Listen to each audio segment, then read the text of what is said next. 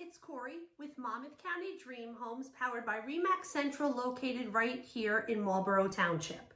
I like to think of myself as your local real estate expert. Here on this channel, I like to talk about all things having to do with Monmouth County, real estate, and of course, Marlboro Township. So check back often.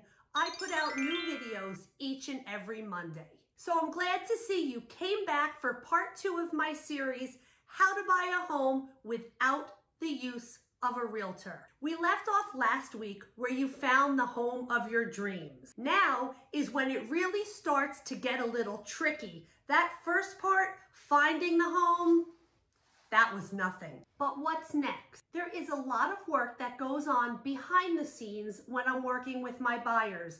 But today, I'm going to share with you the next steps so you can handle the process completely on your own. Step number 1, after the conclusion of attorney review, submit your deposit. When you submitted and negotiated your offer, you put down a monetary amount for your second deposit. Most of the time, that second deposit is due within a week or so of the conclusion of attorney review. So follow up, reach out to your attorney, and be sure you get that money sent over immediately to wherever was negotiated during the negotiation period. Step number 2, contact your lender. Reach out to your lender as soon as the attorney review process is over if you haven't done so already. This entire process will mean nothing if you're unable to get your mortgage commitment in a timely manner. Send those documents over to them ASAP. Once your offer is accepted, there is still a lot of work to be done, and the majority of it has to do with the financing portion. Step number 3, start doing your research on your homeowner's insurance, and you also want to officially set a date for closing. Home insurance is a very important step when purchasing a home here in Monmouth County. In fact, you cannot close on a home until you have proof that you have homeowner's insurance. You want to find an insurance agent that you like, and you want to investigate and research many different plans. You want to be sure you end up with a plan that covers everything in your home that you want it to. As always, research and ask questions. This is also the time to confirm a closing date with your attorney. Step number 4, set up your home inspections. Be sure you hire a licensed and reputable home inspector to do the home inspection for you. This also is a very, very important step when purchasing a home. Here in Monmouth County, I highly suggest you add a termite inspection and a radon inspection. Both of these can be a very big problem in our area. Inspectors are doing their job by trying to protect you as the home buyer.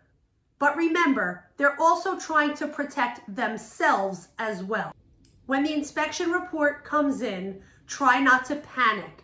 These reports are often pages and pages long. Step number 5, order the appraisal. At this point, you want to reach out to your mortgage lender just to be sure the appraisal has been ordered. Usually, once an inspection is complete, the lender will set up for the appraisal. Appraisals are usually paid for upfront, and the fee is non-refundable.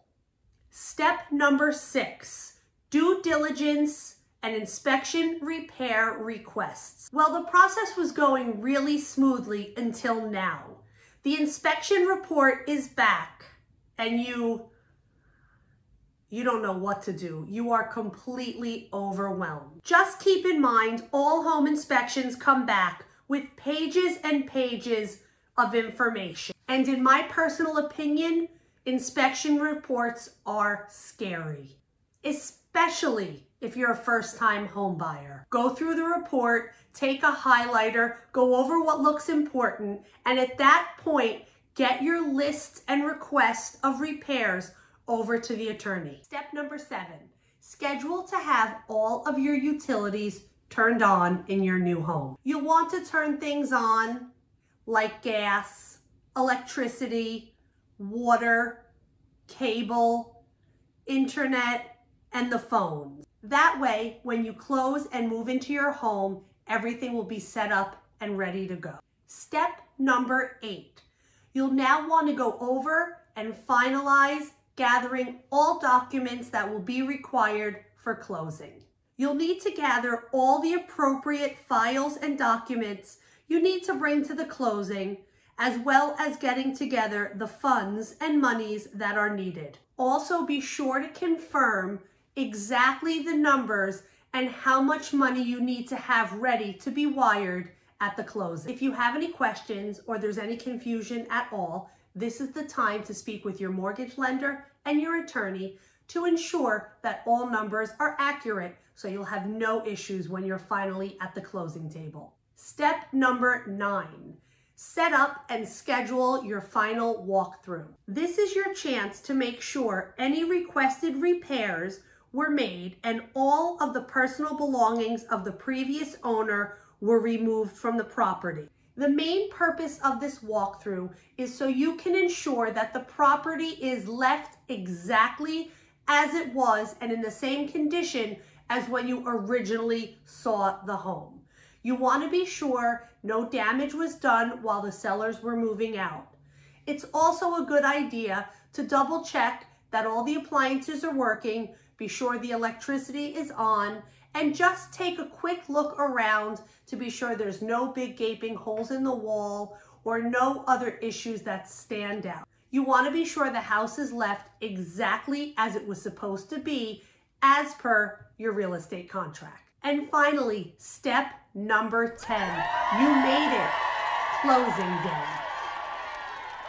On closing day, you'll sign all the closing documents.